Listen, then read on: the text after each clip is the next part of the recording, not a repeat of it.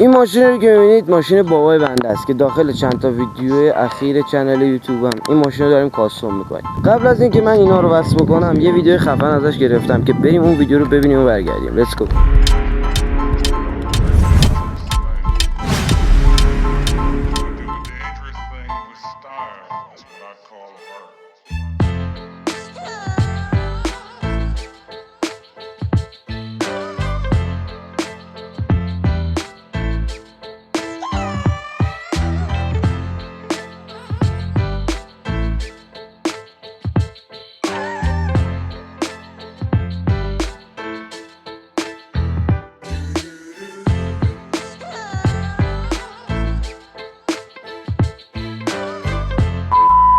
نظرت درباره این ویدیویی که دیدی داخل کامنت بهم بگو و ایده بده که چه چیزی رو روی این ماشین نصب کنم، از لحاظ موتوری هم و از لحاظ قیافی و ظاهری هم بهم ایده بده تا برم داخل پارت بعدی اون وسیله رو بخرم. اگه میخواید در ادامه کاستوم این ماشین با من همراه باشی چنلمو ساب کن. Let's go.